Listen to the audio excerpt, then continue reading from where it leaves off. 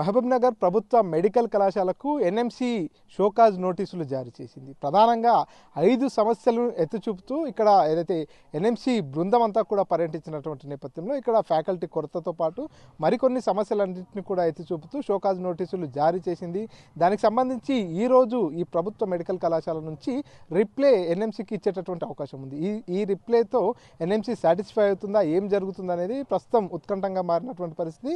రాష్ట్ర వ్యాప్తంగా 34 మెడికల్ కళాశాలల్లో దాదాపుగా 26 మెడికల్ కళాశాలలన్నిటికీ కూడా ఎన్ఎంసి షోకాజ్ నోటీసులు జారీ చేసింది. ప్రస్తుతం మనం మహబూబ్నగర్ జిల్లా కేంద్రంలో ఉన్నటువంటి మెడికల్ కళాశాల దగ్గర ఉన్నాము. ఈ ప్రభుత్వ మెడికల్ కళాశాల ఏదైతే ఉందో ఈ మెడికల్ కళాశాలకు సంబంధించి ఈ 200 సీట్లకు సంబంధించి కూడా ఇప్పటికే ఈ మెడికల్ కళాశాల సిబ్బంది అంతా కూడా దరఖాస్తు చేసుకున్నటువంటి పరిస్థితి. ఈ నేపథ్యంలోనే ఇక్కడికి ఎన్ఎంసి బృందం రావడం జరిగింది. క్షేత్రస్థాయిలో పూర్తిగా ఇటు కళాశాలను కావచ్చు, అదేవిధంగా ప్రభుత్వ మెడికల్ కళాశాలతో పాటు ప్రభుత్వ ఆసుపత్రిని కూడా పరిశీలించినటువంటి పరిస్థితి. ఈ నేపథ్యంలోనే ఇక్కడ పరిశీలించిన తర్వాత పూర్తి స్థాయిలో 5 సమస్యలను అయితే కూడా ఎన్ఎంసి గుర్తించడం జరిగింది. ఫ్యాకల్టీ కొరత, అదేవిధంగా ఆపరేషన్ థియేటర్ల కొరత, క్యాడవర్ శవ పరీక్షలకు సంబంధించినటువంటి క్యాడవర్ల కొరత, వీటన్నిటిని కూడా గుర్తించడం జరిగింది. దీంతో కొంత అసంతృప్తి వ్యక్తం చేస్తూ ఈ కళాశాలకు షోకాజ్ నోటీసులను జారీ చేసినటువంటి పరిస్థితి. ఈ నేపథ్యంలోనే ఈరోజు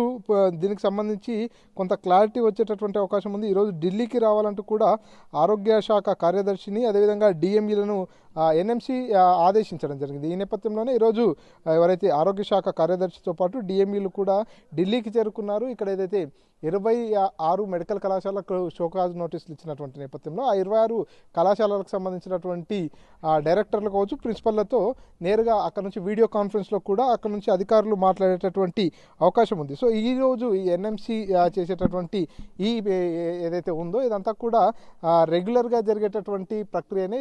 ఇది కొత్త ఏం కాదంటూ కూడా ఎవరైతే మెడికల్ కళాశాలకు సంబంధించినటువంటి డైరెక్టర్లు కూడా చెప్పుకొస్తున్నటువంటి పరిస్థితి. కాకపోతే ప్రభుత్వ మెడికల్ కళాశాలకు సంబంధించినటువంటి ఈ అంశం షోకాజ్ నోటీసులు జారీ చేసినటువంటి నేపథ్యంలో ఏం జరుగుతుంది అనేటటువంటి ఒక టెన్షన్ అయితే అటు విద్యార్థుల్లో కావచ్చు, విద్యార్థుల తల్లిదండ్రుల్లో కూడా నెలకొందని చెప్పవచ్చు. ఎందుకంటే ప్రధానంగా చూసుకున్నట్టయితే ఇక్కడ 5 సమస్యలను అయితే కూడా ఎన్ఎంసి గుర్తించడం జరిగింది. 5 సమస్యలని గుర్తించినటువంటి నేపథ్యంలో అందులో ప్రధానంగా చూసుకున్నట్టయితే ఫ్యాకల్టీ కొరత చాలా తీవ్రంగా ఉందని, అదేవిధంగా సీనియర్ రెసిడెంట్లు, అదేవిధంగా ట్యూటర్లకు సంబంధించినటువంటి కొరత కూడా ఉన్నట్టుగా గుర్తించడం జరిగింది.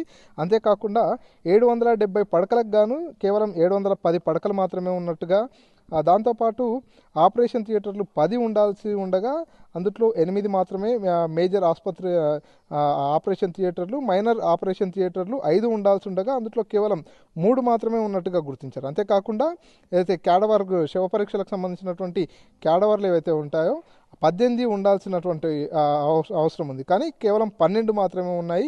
వాటితో పాటు హిఫ్టో పాథాలజీ పరీక్షలు కూడా తక్కువగా ఉన్నట్టు గుర్తించారు. ఈ 5 లోపాలను గుర్తించినటువంటి నేపథ్యంలోనే దీనిపై సంజాయిషి ఇవ్వాలంటూ కూడా ఇప్పటికే నోటీసులు జారీ చేసినటువంటి పరిస్థితి. కాబట్టి దీనిపై ఇప్పటికే అటు ఆరోగ్య శాఖ కార్యదర్శి, ప్రిన్సిపల్ సెక్రటరీ కావచ్చు, పూర్తిగా వీరంతా కూడా ఢిల్లీలో ఉన్నటువంటి నేపథ్యంలో కళాశాలకు సంబంధించినటువంటి ప్రిన్సిపల్స్తో కూడా వీడియో కాన్ఫరెన్స్ నిర్వహిస్తున్నారు. కాసేపట్లో వీడియో కాన్ఫరెన్స్ కూడా ప్రారంభమవుతుంది.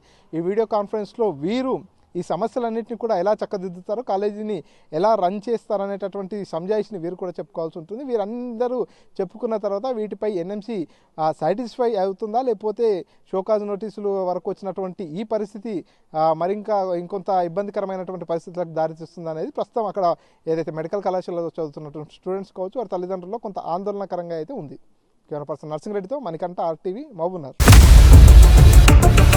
ఇండియా పాకిస్తాన్ ఉద్రిక్తతలపై లేటెస్ట్ అప్డేట్స్ కోసం డౌన్లోడ్ చేసుకోండి RTV లైవ్ యాప్.